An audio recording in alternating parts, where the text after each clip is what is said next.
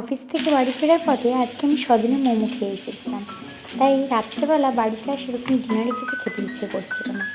সেই জন্য আমি ডিনারে হালকা করে বানিয়েছিলাম ভাত, টমেটো আর পেঁয়াজ পোস্ত, ফুলকপি আলু ভাজা। টমেটো পেঁয়াজে পোস্তর জন্য আমি তেলের মধ্যে পেঁয়াজ দিয়ে দিয়েছিলাম আর দিয়ে দিয়েছিলাম 2-4 কোয়া রসুন। তারপরে পেঁয়াজটা আর রসুনটা আমি বেশ ভালো করে ভেজে নিয়েছিলাম। এই রান্নাটা সম্পূর্ণ আমি সর্ষের তেলেই করেছিলাম। পেঁয়াজটা লাল লাল হয়ে ভাজা হয়ে যাওয়ার পরে আমি এর মধ্যে দিয়েছিলাম থেকে 3টে কেটে রাখা টমেটোগুলো দিয়ে আমি ভালো করে নাড়াচাড়া করে ভেজে নিচ্ছিলাম। তার কিছুক্ষণের মধ্যেই আমি দিয়ে দিলাম তার মধ্যে পরিমাণ মতো নুনটা দেওয়ার পরে টমেটোটা বেশ নরম হয়ে গেল। কিছুক্ষণ আমি ঢাকা চাপা দিয়ে টমেটোটা নাড়তে লাগলাম। ঢাকা খুলে নেওয়ার পরে টমেটো দেখতে পাচ্ছি অনেকটা গলে গেছে, পুরোটাই বলতে পারে গলে গেছে। আমি খানিকক্ষণ টমেটোটা এইভাবেই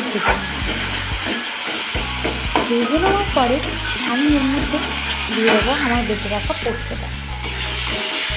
টমেটো দিয়ে এই পোস্তটা আমার খেতে খুবই ভালো লাগে। আমি কোনোদিনও পেঁয়াজ আর রসুন দিয়ে ট্রাই করিনি, ফার্স্ট টাইম আমি টমেটো পেঁয়াজ রসুন একসাথে দিয়ে ট্রাই করলাম। একটু ভিন্ন স্বাদের ইচ্ছে হলো আর কি। দেখতে পাচ্ছ পোস্ত বাটাটা আমি দিয়ে দিলাম টমেটোর মধ্যে।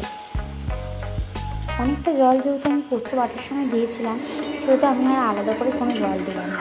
বেশ ভালো করে নেড়ে চেড়ে আমি দিয়ে দিলাম এর মধ্যে ঢাকা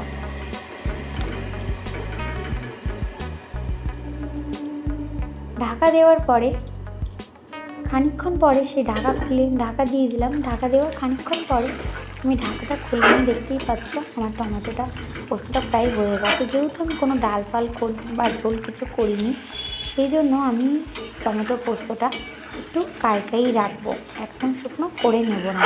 শুকনো করে নিলেও কিন্তু ভালোই লাগবে খেতে। বেশ ভালো করে আমি টমেটো পোস্তটা নাড়াচাড়া করে বেশ কাইকাই ভাব এসে গেল। আজকে রাতে আমার ডিনারে ছিল ভাত, টমেটো পেঁয়াজ পোস্ত, ফুলকপি আলু ভাজা আর আমার প্রিয় বেগুন ভাজা। আজকের জন্য এইটুকুই। সকলকে শুভরাত্রি। সকলে ভালো থেকো, সুস্থ থেকো।